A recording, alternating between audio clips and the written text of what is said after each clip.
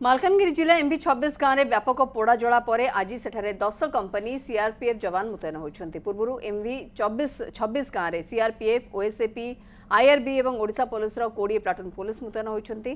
संपूर्ण गांव एवं पुलिस छाउनी परिणत होती। एमबी 26 गांव में शताधिक घर निआरे पोड़ी छारखार हो जाता बेले किछि लोक आज गांव को आसी नष्ट होई नथिबा जिनिसपत्र साउंटी थिले। मोटरसाइकेल ठार आरंभ कर जानवाहन सबकिछि पोड़ी देइछन्ति उत्त्यक्त लोके। घर भितर मध्ये लोकंकर धान चाउल रे निया लागिछि।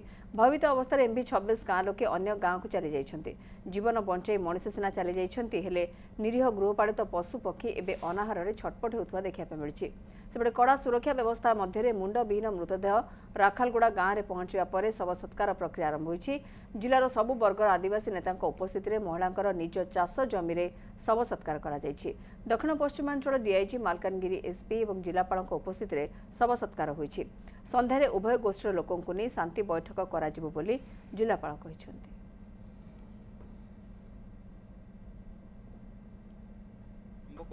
गाड़ी घोड़ा किछि भी छाड़ी नांती आंदोलनकारी हजार हजार आदिवासी एमबी 26 गांव पर आक्रमण करिथिबा बेले लोकंक घर द्वार तो भांगी जाइछि। लोकंकर गाड़ी मोटरसाइकेल सबु एपरि भावरे निया लगै पड़ी दैछन्ती।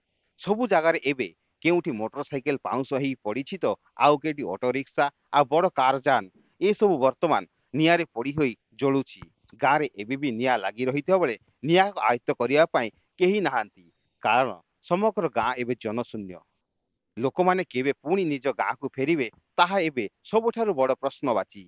एमबी 26 गाँव में गतकाली व्यापक हिंसा घटिबा परे ए होउची तार ताजा चित्र। केउठी मोटरसाइकेल जली पड़ी जाइछि तो केउठी एभलिया साइकेल जली जाइछि। ता सहित देखंतु ए होउची घरर आसबाबपत्र छिन छतर हेई पड़िछि। घरर चाल कोठी नाही तो कोठी रोसई घर आ खोजी हो नाही। घर भितरे आमे जेउठी भी जाउछु जो घरे भी जाउछु अवस्था बड़ सांघातिक अछि। आसबा पत्र ठार आरंभ करी तांकर जावतीय जिनिस को लुट करी नहीं जाइछन्ती उत्त्यक्त लोके।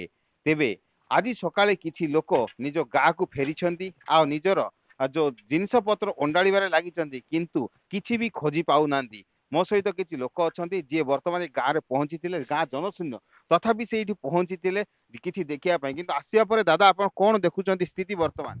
सब तो निया लगी जाइए किसी तो खोजी पाएनी आमे आउ किसी नहीं तो एबे अब कौन करी आम जे भाभी पारिनी आमे एबे। आपण माने एबे जो 2 दिन धरी कोठी रहउछन्ती केमिति खाउछन्ती सब? ए तो 2 दिन जीवन बंचवा पाई पहाड़ रे रहिले खावा दवा काइटा मिलुनी साथ मु एमिति अछि एबे जीवन नै किरा बंचिबे चाहुछन्ती आ कौन करी जे। धन संपत्ति कथा छाड़ू एवं जीवन बंचेबा सेमानक पई बड़ कथा। सेमाने वर्तमान पहाड़ जंगल रे लुचि बुलुथुबा बेले तांकर घरर अवस्था एई भलिया रहिछि। गोटिए घर नुह एमबी 26 गाँव कथा जदि आमे कहिबा शताधिक घर वर्तमान एपरि भाव अवस्था रही। कोठी घर को भांगी रुजी देइचंती आंदोलनकारी माने तो आउ कोठी निया लगे समस्त जिनिस पोड़ी देइचंती। जो वर्ष तमाम से माने जो धान संग्रह करी रखिथिले से सब धान सब लुटिकी नहीं जाइचंती जो आंदोलनकारी। तेबे हिंसा केबे थमिबो ताहा तो काहारी को जणा नाही। तेबे दुई गोष्ठी को संतुष्ट करिया पाई दुई गोष्ठी मध्य आपस आलोचना करिया पाई आज राखालगुड़ा रे पहुंचीचंती मालकानगिरी जिलापाल ता सहित पुलिस महानिर्देशक मध्य एमबी 26 गाँव रे टेट मारिछंती। मालकानगिरी जिला एमबी 26 गाँव कैमरा पर्सन सुशांत सुनाको सह रंजित साहा, न्यूज 7।